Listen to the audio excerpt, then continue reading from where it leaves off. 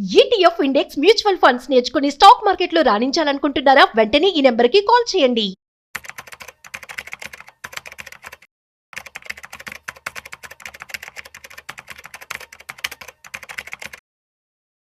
నమస్తే, నేను జీవి సత్యనారాయణ.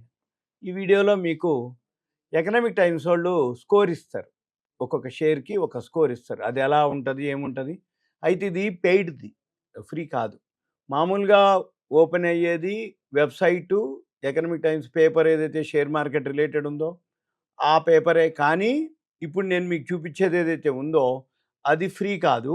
అది మీకు ఏదైతే ఉందో అది లాక్ బొమ్మ ఉంటుంది, అంటే తాళం బొమ్మ ఉంటుంది. అంటే పైసలు కట్టి మీరు సబ్స్క్రిప్షన్ తీసుకుంటే ఆఫర్లు ఉంటాయి. ఇయర్లీ 2 ఇయర్స్ అట్లా ఆఫర్లో మరి తీసుకోవచ్చు. ఈ మనం ఏంటిది అంటే ఇప్పుడు మీకు ఇక్కడ మార్కెట్స్ ఉంటుంది.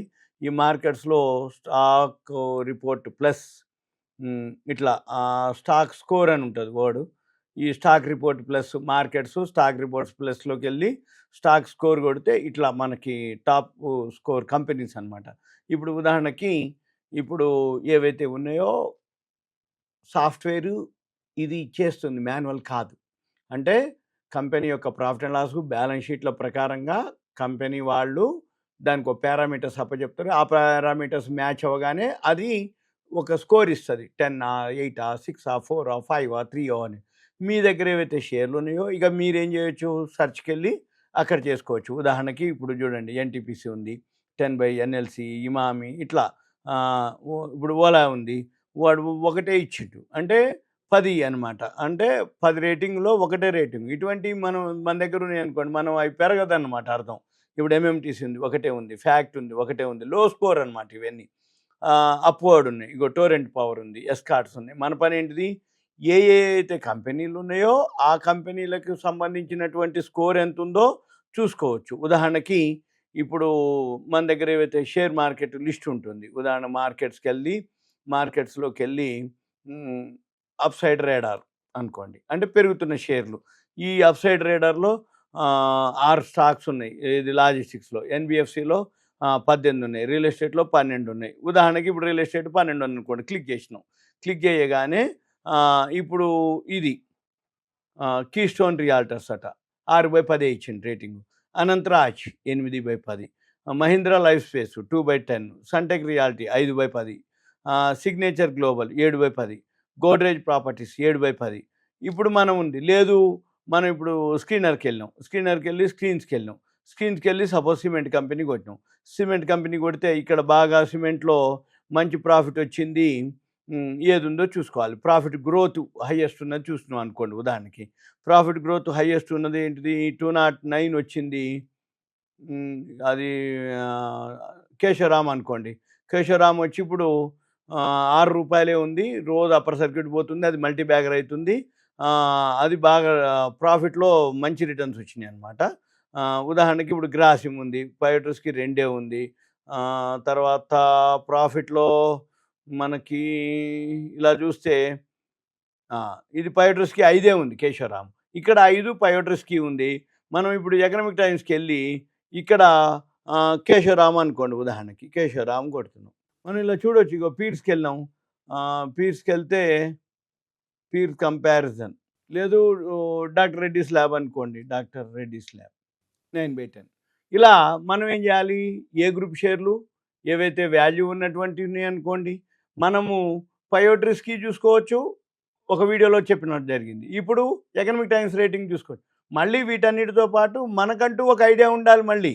మనకంటూ ప్రాఫిట్ అండ్ లాస్ బ్యాలెన్స్ షీట్లు చూడగలగాలి. లేదు కొంచెం ఐడియా ఉన్నా కానీ ఈ రేటింగ్ని చూసుకొని కూడా ఫాలో అవ్వచ్చు. మళ్ళీ ఒకవేళ సపోజ్ ఇప్పుడు 9 రేటింగ్ ఇచ్చిండు, ఇక్కడ ఉంటుంది అనమాట. ఎర్నింగ్స్కి ఎంత రేటింగు, ఫండమెంటల్స్కి ఎంత రేటింగు, రిలేటివ్ వాల్యుయేషన్కి ఎంత రేటింగు, రిస్క్ ఎంత, ప్రైస్ ఎంత, వ్యూ రిపోర్ట్స్ చూసామనుకోండి. ఆ వ్యూ రిపోర్ట్ చూస్తే దీనికి సంబంధించినటువంటి ఏదైతే రిపోర్ట్ ఉందో ఇదనమాట. దానికి సంబంధించిన వాల్యూమ్ ఎంత అవుతుంది, 52 వీక్ హై ఎంత, లో ఎంత, 1 మంత్ రిటర్న్స్ ఎంత, 3 మంత్స్ ఎంత, ఈ స్కోర్ ఎందుకు ఇచ్చిండ్రు వాళ్ళు, దానికి సంబంధించి ఇప్పుడు లూపిన్ అని డివిస్ ల్యాబ్, ఇగో లూపిన్ 10 ఉంది, డివిస్ ల్యాబ్ 9 ఉంది, డాక్టర్ రెడ్డి 9 ఉంది, టోరెంట్ ఫార్మా 7 ఉంది, మ్యాన్ కైండ్ 6 ఉంది. అంటే దీంట్లో ఫార్మాలో లూపిన్ అనమాట కొంచెం రేటింగ్ ఎక్కువ ఉంది. మనం ఏం చేయాలి, ఇలా చదవాలి. ఇది ఇప్పుడు 1 ఇయర్ రిటర్న్స్ ఎంత ఇచ్చింది, 5 ఇయర్స్లో ఎంత రిటర్న్స్ ఇచ్చింది, ఎందుకు ఇచ్చిండు, డాక్టర్ రెడ్డికి సంబంధించినటువంటి earnings, fundamental, valuation, risk, price movement, వీటికి సంబంధించి మళ్ళీ పీర్ కంపారిజన్, అంటే ఫార్మాస్యూటికల్లో ఏమేమి కంపెనీలు ఉన్నాయి, అవి 1 మంత్లో ఎంత రిటర్న్స్ ఇచ్చినాయి, అనాలిసిస్ ఏంది, హోల్డ్ చేయాలన్నా బై చేయాలన్నా. ఇక్కడ డైరెక్ట్ ఇచ్చిండు చూడండి, బై ఇచ్చిండు లూపిన్కి, మ్యాన్ కైండ్ కూడా బై ఇచ్చిండు, ఇది స్ట్రాంగ్ బై ఇచ్చిండు, ఇది అబౌట్ ఇండియా. మనం ఏం చేయాలి, ఇవన్నీ రాసుకోవాలి. అంటే ఫార్మా సెక్టార్లో ఎవరెవరు ఉన్నారు, సిమెంట్ సెక్టార్లో ఎవరెవరు ఉన్నారు, కన్స్ట్రక్షన్ సెక్టార్లో ఎవరెవరు ఉన్నారు, బ్యాంక్ సెక్టార్లో ఎవరెవరు ఉన్నారు, వాటికి సంబంధించిన రేటింగ్ ఏముంది, ఎకనామిక్ టైమ్స్ వాళ్ళు ఏమని ఇచ్చిండు, దానికి సంబంధించిన ఇన్ఫర్మేషన్ ఏంది, రిపోర్ట్ ఏంటిది, ఈటీ ప్రైమ్ ఏదైతే ఉందో వాళ్ళు దానికి సంబంధించినటువంటి స్టాక్ రిపోర్ట్కి సంబంధించినటువంటి ఇన్ఫర్మేషను, దానికి సంబంధించిన అంటే ఎస్టిమేషన్ ఎలా ఉంది, ఎర్నింగ్స్ ఎలా ఉన్నాయి, రికమెండేషన్ ఎలా ఉంది, వాళ్ళు చేయమంటురా కొనమంటురా, ఇవన్నీ వాళ్ళు చెప్తారు. మళ్ళీ మనము టెక్నికల్గా ఫాలో కావాలి, కొంచెం ఐడియా ఉండాలి, అవగాహన తెచ్చుకోవాలి. ఇప్పుడు ఇక్కడ చూడండి, పాజిటివ్ సర్ప్రైజ్ ఎంత, అంటే గ్రేటర్ దాను, లెస్సర్ దాను, నెగిటివ్ ఎంత ఉంది, ఇవన్నీ మనం డాక్టర్ రెడ్డికి సంబంధించినటువంటి ఇలా ప్రతిదానికి కనుక మనం చూడగలిగి చదవగలిగితే మీకు ఇదంతా అనమాట దానికి సంబంధించినటువంటి ఫండమెంటల్, లేకపోతే Q1, Q2, Q4లు, దానికి సంబంధించిన రెవెన్యూలు, కరెంట్ రేషియోలు, క్యాష్ ఫీల్డ్, డివిడెండ్ గ్రోత్లు, దీనికి సంబంధించిన అనమాట. ఇట్లా మనం మన పని ఎంతసేపటికి ఏంటిది, గ్రాఫ్లు, ఫండమెంటలు, టెక్నికల్స్, ఏవైతే అంటే ఒక్కొక్క దాని మీద వాళ్ళు అవన్నీ చదవాలి. మనం చదివినప్పుడు మనకు ఒక ఐడియా వస్తుంది అనమాట. ఇవన్నీ మీకు ఇప్పుడు ఇది ఉంది, ప్రైస్ మొమెంటం ఓన్లీ 3 ఇచ్చింది రేటింగ్, 3 మార్క్ అది దాని యొక్క స్కోరు. మనం చదవాలి, నెగిటివ్ అవుట్లుక్ అనమాట అది price momentum.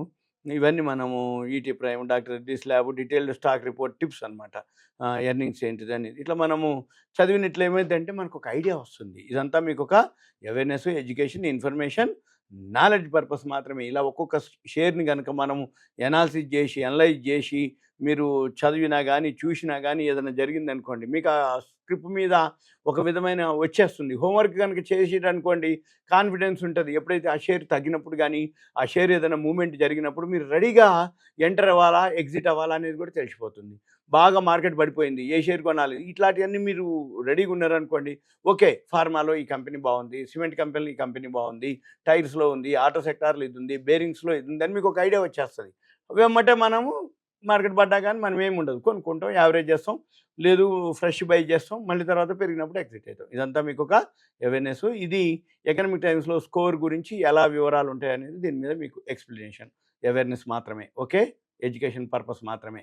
Okay, thank you, సెలవు.